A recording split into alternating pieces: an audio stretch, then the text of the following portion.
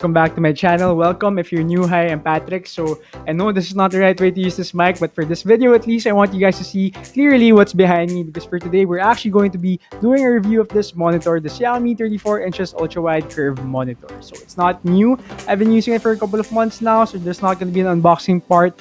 I thought of making a review for this monitor because I've seen comments asking about it, and of course, I see it always on Lazada. So before you do buy it, if you do have an intention to buy it, you might want to watch this video. So wala nang paligoy-ligoy pa, tara, let's make the review, guys. Oh wait, also like and subscribe if you feel like it. If you don't, it's fine as long as makatulong ako sa inyo. So yeah, let's go.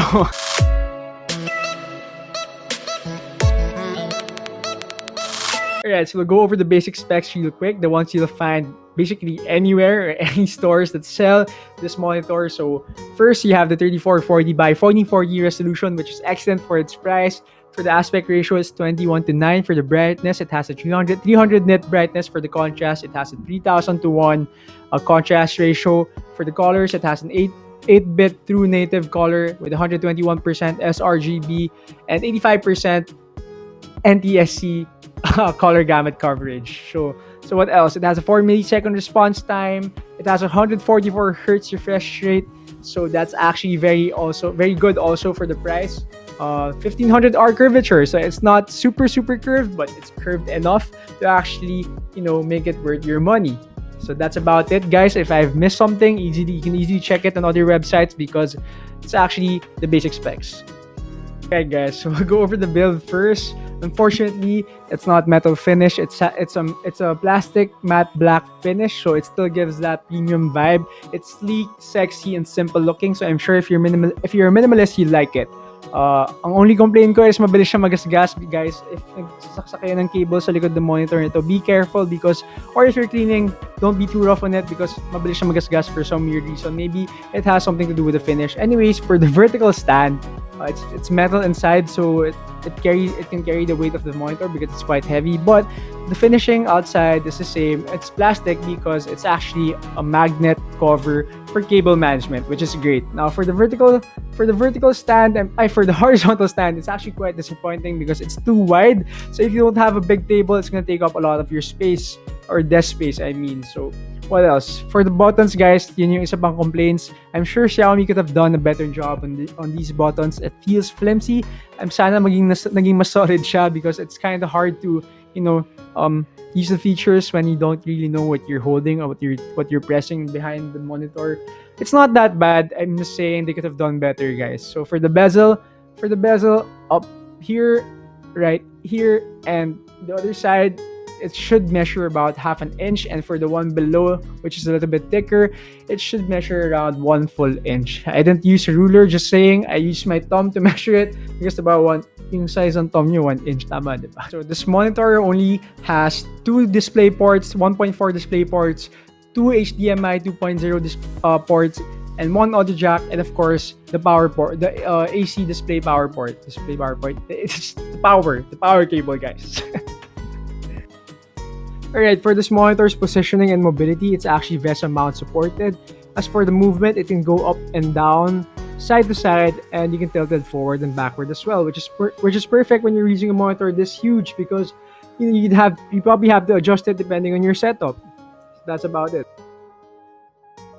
Okay, so this monitor actually has a VA panel. So maybe the question on your mind is, kamusta yung backlight bleeding? Well, honestly, guys, for my unit, sinurete ako. So, hindi siya ganun kagrabe, but since it is a VA panel, you can definitely see some bleeding from different angles. So, that's fine with me because it's not too bad. So, yun lang naman. Unit-based siya, maybe, probably, because a lot of other monitors are also like that. So, if malasin kayo, if you do decide to buy this monitor and malasin kayo, I suggest just file for replacement. Just complain to the store that you bought it from. So speaking of buttons, what will you actually find when you press those buttons? Well, aside from the usual stuff like adjusting brightness, contrast, sharpness, and all of those things, you can actually set this monitor into a dual display mode, which will help you if you have two different devices, and you only have one monitor. So like for example, you can use your PS4, Xbox, or another laptop if you want to display two at the same time. So what else? It actually also has a picture-in-picture mode. So if you're a multitasker, maybe you're doing office work, you can also watch videos on the side. Or what else? If you're a streamer, it's actually a good idea unless it disrupts your gameplay. So what else? It has 6 preset modes. Preset modes, which you can choose from. And last but not the least, you can opt to turn on the AMD FreeSync option also there when you press those buttons, guys. Like any other ultra-wide monitor, this monitor can actually help you become more efficient with work because you can easily open 2 different files, like maybe a Word file and an Excel file, and work on it at the same time. It's like working on 2 different monitors because it's so huge. Now, for video editing, it's also very helpful because obviously, since it's an ultra-wide, you can actually have a better field of view. You have more real estate in terms of like editing your timeline, so it makes things faster. I think it makes things faster, guys. That's the right way to say it. So, anyways, now for professional editors, or if you're into a profession that requires, doing things like editing things, whatever, that requires you to maximize the colors of this monitor. So I suggest that you calibrate the monitor first. Unfortunately, I don't have the right tools to do that because I think Xiaomi by default, calibrated this monitor's colors for gaming because it is indeed a gaming monitor, guys. So just a little side note right there. Now, speaking of gaming, guys, like I said, it is indeed a gaming monitor, and I've been using for gaming for quite some time now, so I can definitely say that I've loved my experience so far in terms of the colors, especially when I'm playing RPG open world games.